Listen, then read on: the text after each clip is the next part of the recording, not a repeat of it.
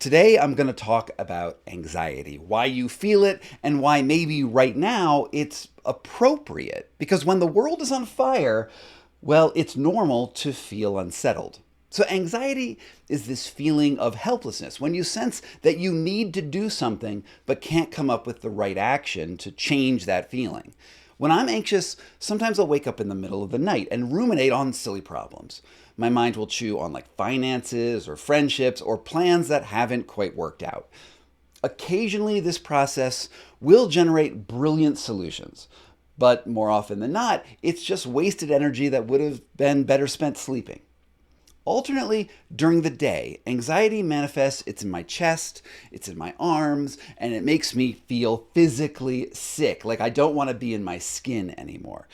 And over the last 3 years, I've written 3 books that touch on ways that a person can alleviate those sensations of anxiety. Broadly speaking, the concept is simple. If you stimulate your body with strong external sensations, that gives you an outlet for those feelings of helplessness, and it makes you feel better. And this is why there are countless studies that have shown that even something as simple as exercising can substantially reduce anxiety.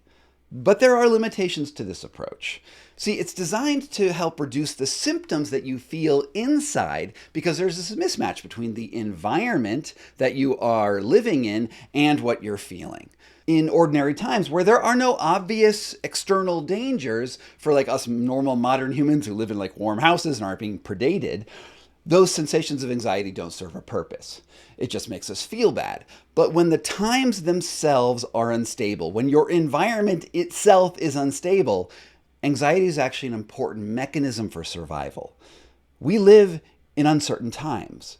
The political climate is toxic, and the trickle-down effects of that instability affects every person who's paying attention.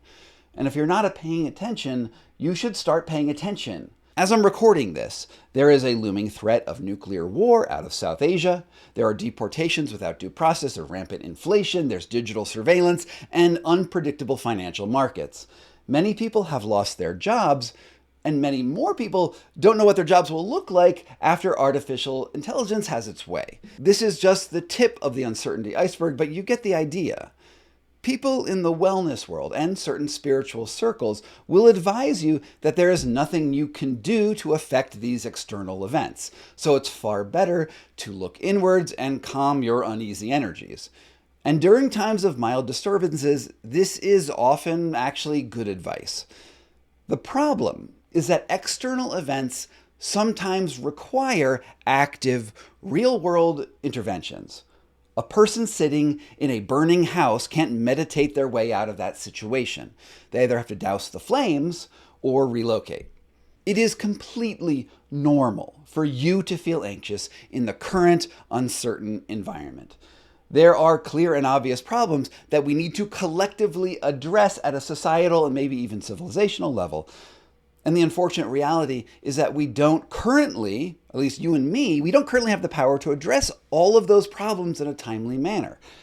Answering the looming threats isn't as easy as exiting a burning house. The solution requires organizing, and careful planning, and strategic execution.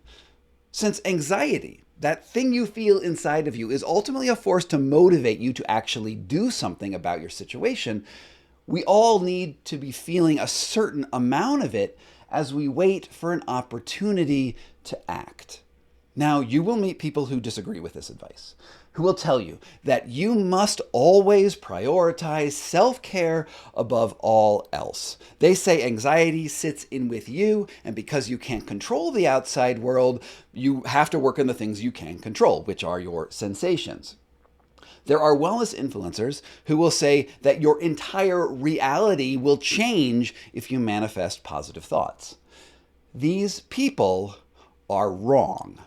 And even worse, it's this sort of thinking that is exactly how we ended up in this situation in the first place.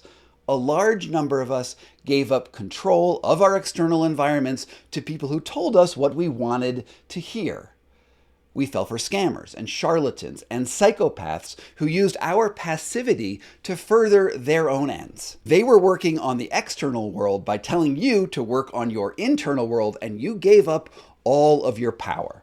Our reward for this passivity is a kind of anxiety that no amount of breathwork, meditation, or a spiritual retreat, or an ayahuasca brew, or any number of anti-anxiety medications are able to treat.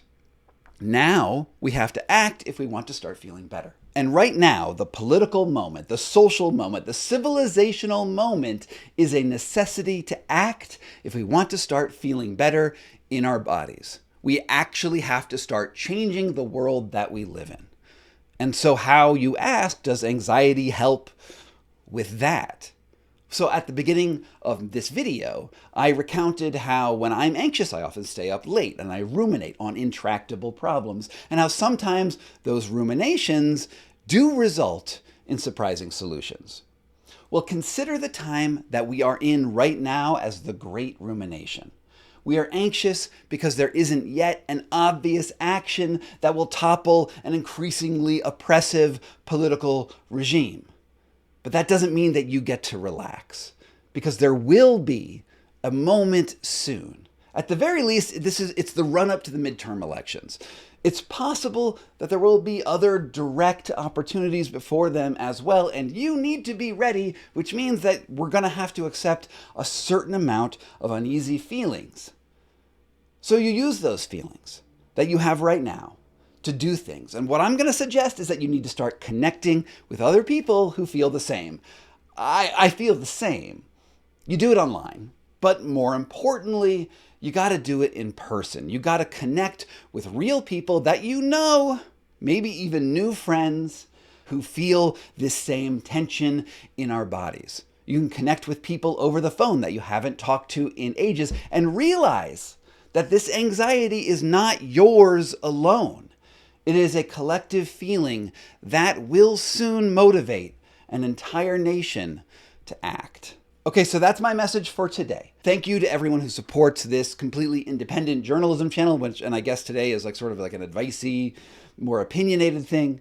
For the people who really love the work that I'm doing, I would really appreciate it if you support this mission on Substack. I've got a newsletter. I've got a chat room over on Substack where I'm live there all day. We can talk. It would be great. And without further ado, this was Scott Carney talks to you personally through a digital medium. Thank you so much for all of my supporters on Patreon and on Substack who make this work possible. The contributions you give keep this sort of independent journalism on the air, and I really just could not do it without you. If you want to get early access to my work and get your name on the honor roll right over there, please sign up at the links down below. From PokeyBear LLC in Denver, Colorado, this was Scott Carney Investigates.